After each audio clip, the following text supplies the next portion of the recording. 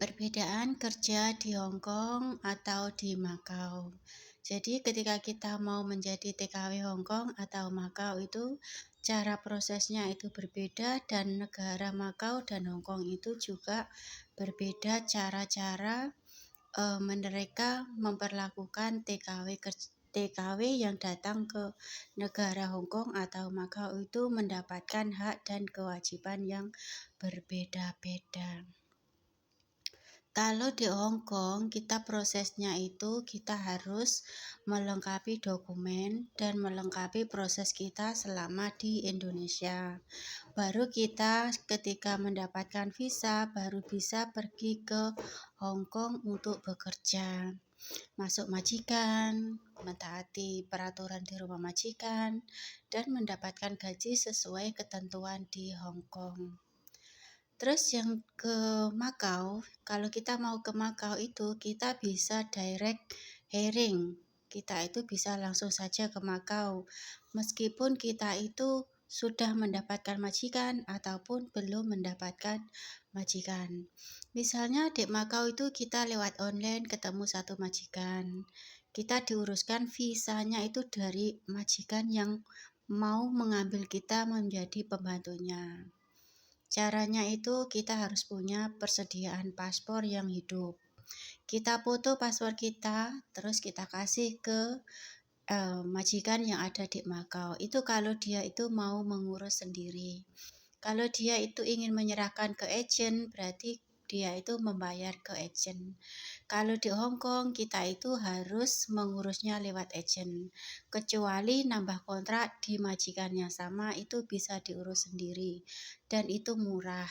Tapi kalau di Makau itu kita maupun baru pertama kali ngambil pembantu, bisa majikan mengurus sendiri tanpa melalui agensi. Bedanya di situ ya. Jadi ada persamaannya, ada perbedaan juga.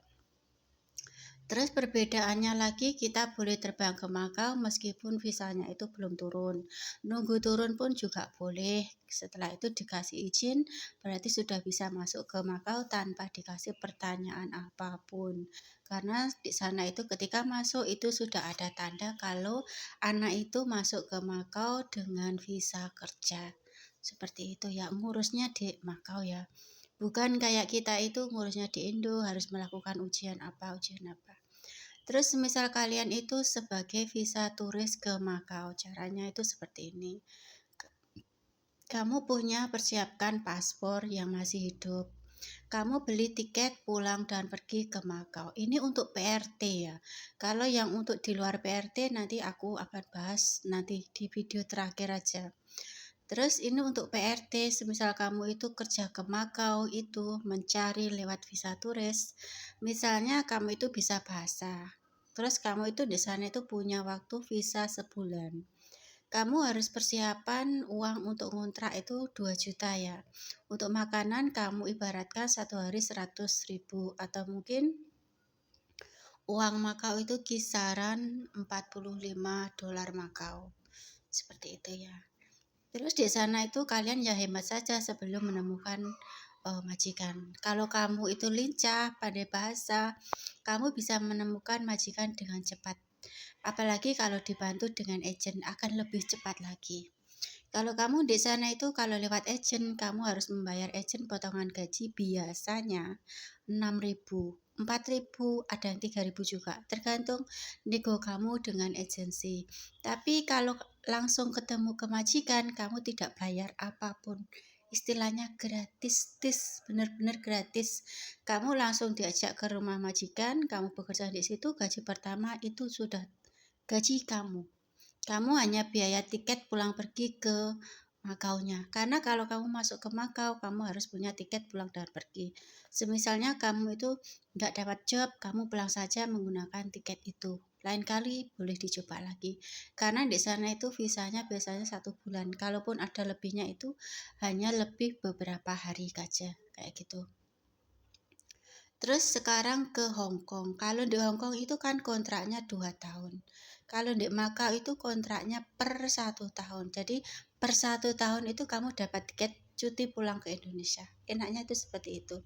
Cuman kalau di Hong Kong itu kamu harus bekerja Perbedaan kerja di Hong Kong dan Makau lagi yang lainnya adalah tentang tempat tinggal CC-nya.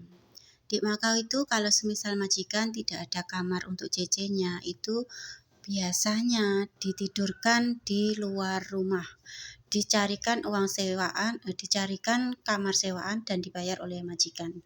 Dan biasanya itu sebulan itu antara 800 sampai 700, biasanya seperti itu. Dan di Makau itu tidak ada kejadian misalnya CC-nya ditidurkan di ruang tamu, di dapur, itu tidak ada.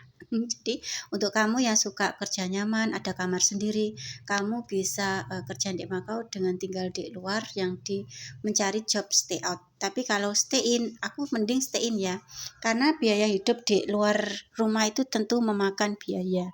Jadi lebih baik stay in, ikut majikan, makan, tidur ikut majikan, dan pembiayaan lain-lainnya itu ikut majikan, seperti itu ya. Terus perbedaan lagi tentang orang-orang Hong Kong dan orang-orang Makau itu seperti apa sih? Jadi seperti ini ya. Kalau orang Hong Kong itu kan menuntut yang harus sempurna, perfeksionis gitu ya. Kalau orang Makau itu lebih santai kehidupannya. Dan di Hong Kong itu kan kebanyakan kita melihat itu orang bule, orang Cina, kayak gitu saja ya. Tapi kalau di Makau kamu bakal melihat banyak orang di sana, di mana-mana campuran gitu ya. Ada bule, ada Cina, ada Jepang, ada Korea, ada Portugis. Ada banyak sekali di sana, ada Rusia. Orang Rusia juga banyak di sana. Terus campur aneka ras di sana itu banyak sekali kalian temukan di jalan-jalan. Jadi kayak setiap hari itu kita berjalan melewati turis-turis yang setiap hari berganti-ganti seperti itu. Kotanya kecil, kalian keliling di Makau itu cukup beberapa jam sudah cukup ya.